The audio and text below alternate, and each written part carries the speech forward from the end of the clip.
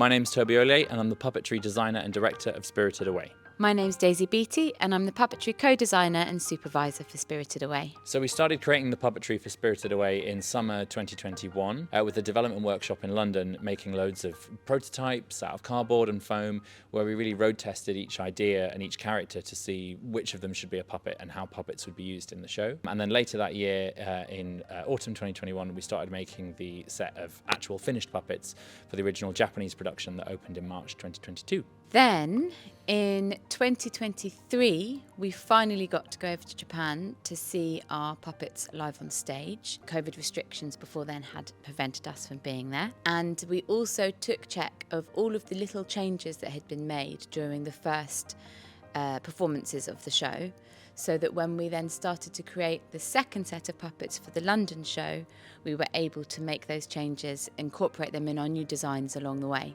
We started the build for that at the end of 2023 and finished it at the beginning of 2024.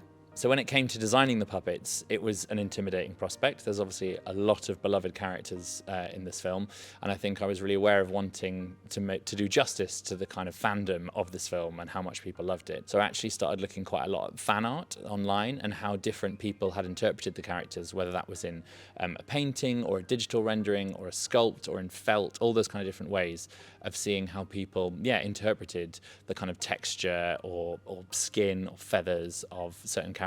So for example, Haku in the film, he looks like he's sort of covered in hair, but some people kind of drew him covered in kind of sort of scales. And so we kind of really enjoyed encapsulating all of that really in the puppet design, so that these puppets feel like they're a response to everybody's inherent love of the film. Once I had Toby's aesthetic of the exterior finish of the design of the puppet, I then looked at what was going to happen on the interior of the puppet in terms of the mechanics and how we wanted it to move to create the right shapes, the right kind of control for what we wanted that particular puppet to do. So for instance, with Haku, we knew that we wanted it to have two sections of him that move in one direction and another section that moves in an opposite direction to that, which gives us the overall illusion actually that the whole puppet is capable of moving in a universal way. And we then also thought about what features we wanted to enhance on the puppet. For instance, the mechanism to make the ears go back is actually connected to the jaw, so that it's all one thing, that the operator's not having to do a pull for the jaw and a trigger for the ears.